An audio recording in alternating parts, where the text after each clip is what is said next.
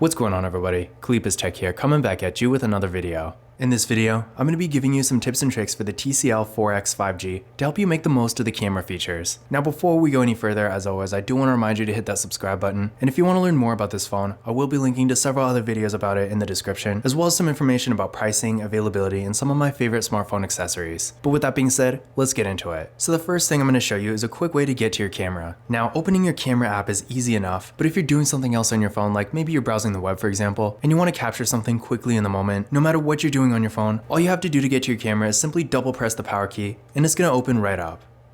So as you can see, there we go. And keep in mind, this shortcut does work no matter what you're doing on your phone. So if you're browsing the web, for example, again, double press the power key, and the camera is going to open right up.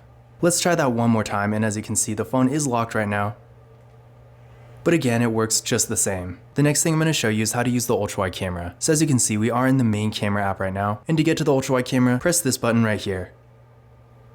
So as you can see, we are now in the ultra-wide mode, where you can fit a lot more content in the frame. And to go back to normal, hit the icon one more time.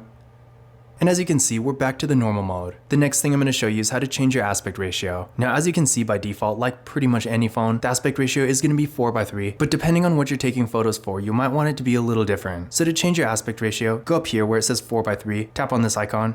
And as you can see, you can change it to 16:9, 1:1, or full, which in the case of this phone is going to be 20:9. The next thing I'm going to show you is how to change your video resolution. Now this phone does have a max recording quality of 1080p, and by default that will be the resolution. But we also have a few different options here. So to get to them, go to settings.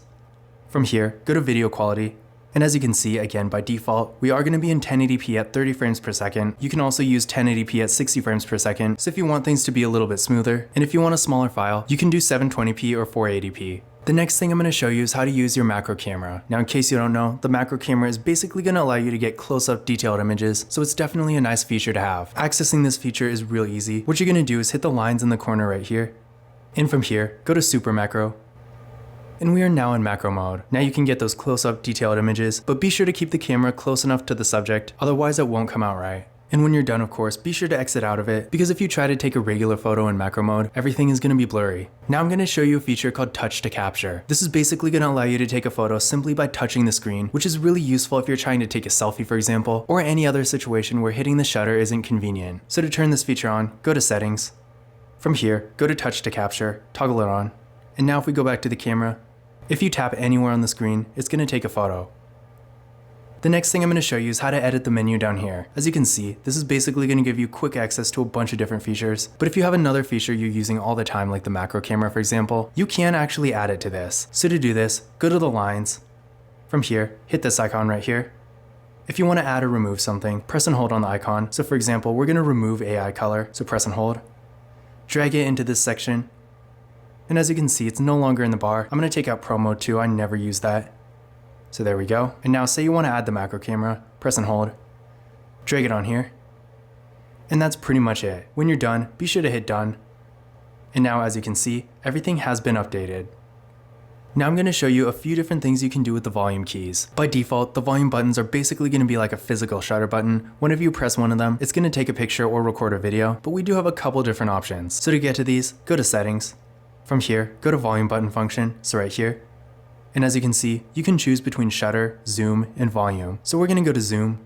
Now if we go back to the camera, volume up is going to zoom in, and volume down is going to zoom out.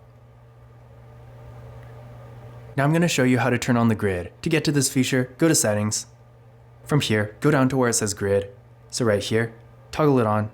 And now if we go back to the camera, as you can see, the grid is now on. This makes it a lot easier to line something up. So if you want to use the rule of thirds, center something, no matter what the case may be, if you're taking a lot of pictures, the grid is definitely a nice thing to have. And finally, the last thing I'm going to show you is how to mute the shutter sound. Now I personally never have to worry about this because no matter what phone I'm using, I almost always keep it in either mute or vibrate. And when you're in those modes, usually the shutter doesn't make a sound anyway. But if you do have your sound on and you don't want the camera to make any sound, what you're going to do is go to settings. In this menu, go all the way to the bottom. As you can see, by default, shutter sound is going to be on. Toggle it off. And now whether your phone is muted or not, the shutter will no longer make a sound. But this concludes my camera tips and tricks video for the TCL 4X 5G. As you can see there, the features were pretty simple and straightforward, and honestly there's really not a whole lot there. But despite this, for such an entry-level phone, I do think this phone does have a pretty good camera setup, so if you are taking a lot of pictures, you will most likely be happy with it. Now that being said, if you want to learn more about this phone, I will be linking to several other videos about it in the description, including my full camera review when that comes out, as well as some information about pricing, availability, and some of my favorite smartphone accessories. So if you want to see any of that, definitely check that out. But that's it for this video. If you enjoyed it and found it useful, be sure to give it a thumbs up and hit that subscribe button. Don't forget to follow Kalipa's Tech on Twitter and Instagram, and as always, I will see you in the next video.